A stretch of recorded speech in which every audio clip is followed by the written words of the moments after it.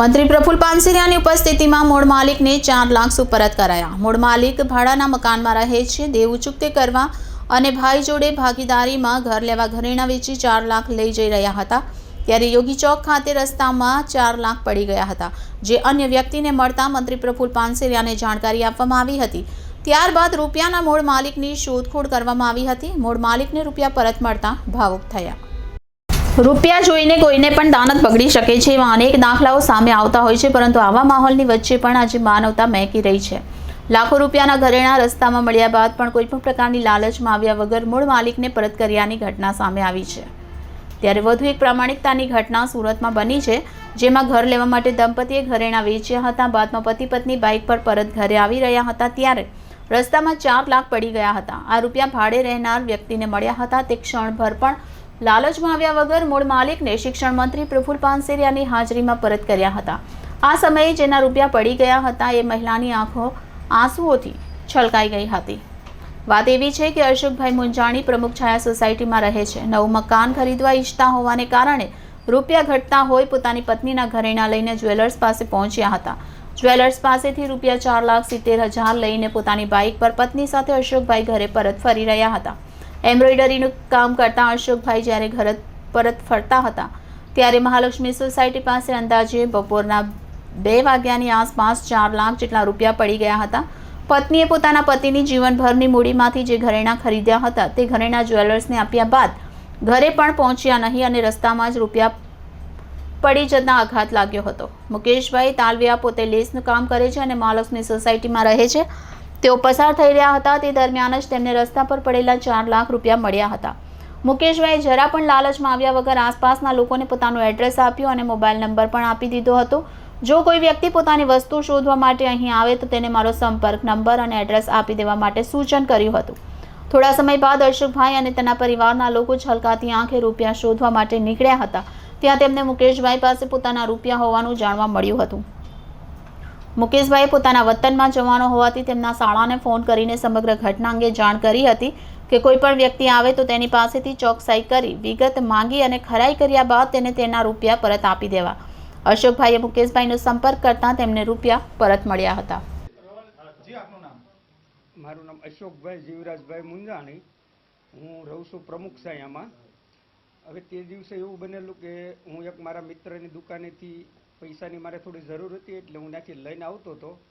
થેલીની અંદર ટોટલ 4,72,000 રૂપિયા હતા, પણ ગાડીની આગળ મેં થેલી ટીંગાડેલી હતી, પણ બમ્પ આવ્યો જરીક એટલે ખબર ન રહી, પણ એમાંથી નીચેથી થેલી તૂટી ગઈ અને એમાંથી 4 લાખ રૂપિયા મહાલક્ષ્મી સોસાયટીની અંદર પડી ગયા। પણ હું ઘરે જેવો પહોંચ્યો એટલે તરત મને ખ્યાલ આવ્યો, પણ તરત હું પાછો વળેલો, પણ ખ્યાલ ન રહ્યો। પણ ગોતતા ગોતતા પછી અમે મહાલક્ષ્મી સોસાયટીની અંદર કેમેરા હતા એ બધું જોતા હતા। તે જે સ્થળ ઉપર અમે પહોંચ્યા ત્યાં અમે પૂછ્યું કે ભાઈ એટલામાં ક્યાંય કેમેરા છે, અમારે આ રીતનું એક બનાવ બની ગયો છે, પૈસા પડી ગયા છે એટલે અમે ગોતીએ છીએ। તો ત્યાં એક બેન હતા, એને કીધું કે ભાઈ અહીંયા એક ભાઈને જડ્યા હતા અને એ ભાઈ B208 નંબરમાં રહે છે, તો એને જડ્યા છે અને એને કીધું છે કે ભાઈ જે કોઈના હોય તે પ્રૂફ દે અને લઈ જાય, આપણે પૈસા જોતા નથી, જેના હોય તેને આપણે આપી દેવાના છે। તો એ મુકેશભાઈ છે તેઓએ એમના ઘરે ગયા અમે અને તેઓને અમને પૂરેપૂરા પૈસા અમને પરત આપ્યા અને એનો અમે ફૂલ જેમ કે એમ એનો ઉપકાર માનીએ છીએ। નકર આ સમયની અંદર પૈસા પડી જાય અને જડ્યા હોય તો 5,000 હોય તો અત્યારે આ સમયની અંદર કોઈ પાછા આપેલ નથી, એની બદલે 4 લાખ રૂપિયા એને આપણને પાછા આપ્યા। અમને જેટલું દુઃખ હતું પૈસા પડ્યાનું એની કરતાં એને પાછા દેવાનો એટલો હરખ હતો કે એ લોકોએ આપણને પ્રેમથી ચા પાણી પાયા અને પરાણે આપણને પૂરેપૂરા પૈસા એને કમ્પ્લેટ પાછા આપેલ છે। તો એ ભાઈનો આપણે હૃદયથી ઉપકાર માનીએ છીએ।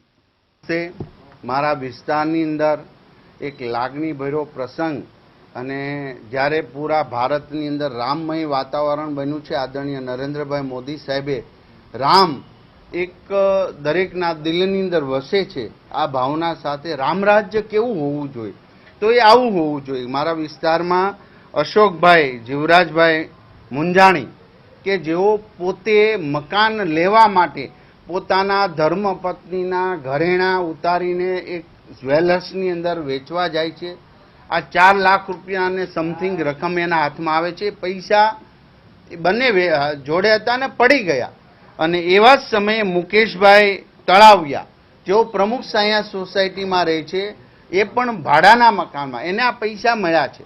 આ પૈસા મળતા સાથે જ એને આજુબાજુ દુકાનમાં જાણ કરી કે ભાઈ કોઈની કંઈ વસ્તુ પડી હોય તો મારા પાસે આપજો ને ફોન નંબર.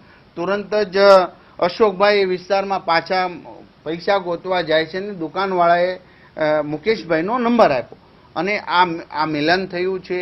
મિત્રો, આ એક સદભાવના, પ્રેમ, કરુણા, તંદુરસ્ત સમાજની નિશાની રામ દરેકના દિલમાં વસી રહ્યો છે.